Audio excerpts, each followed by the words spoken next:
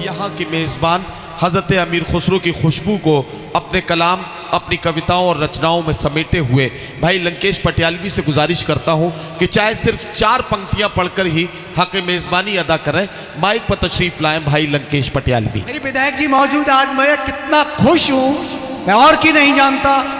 मेरी वो तमन्ना पूरी हुई और मैंने उन हजरत के सामने जो गीत पढ़ा मैं उन्हें श्रद्धा सुमन अर्पित करता हूँ। सुनिएगा जी भाई, पढ़िए। कहा कि कभी बिरा के गीत लिखे, कभी छंद लिखे खुशहाली के। कभी बिरा के गीत लिखे, कभी छंद लिखे खुशहाली के। क्या कहना?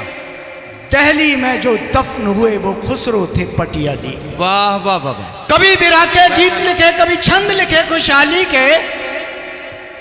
दिल्ली में जो दफन हुए वो खुसरो थे पटियाली के।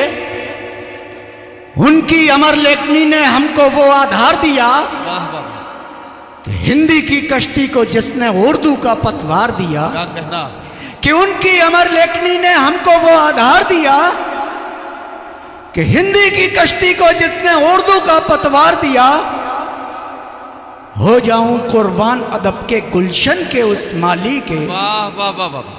दिल्ली में जो दफन हुए वो खुसरो थे। क्या कहना लंकेश भाई? और गड़े कसीदे राजमहल और दिल्ली के दरबारों के। वाह।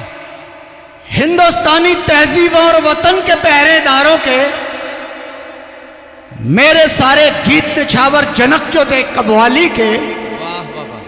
दिल्ली में जो दफन हुए वो खुसरो थे पटियाली के। वाह वाह। जय। बहुत शुक्रिया भाई लंकेश पटियालवी, हक़ मेज़बानी अदा कर रहे थे। हमें इस बात पर नाज है कि भाई लंकेश पटियालवी हिंदी और उर्दू की महफिलों में बहुत ही महबूबियत के साथ सुने जाते हैं और लंकेश भाई खुसरो की सरजमीन से अपना ताल्लुक़ होने पर फ़ख्र और नाज करते हैं। मैं उनको मुबारकबाद पेश करता हूँ।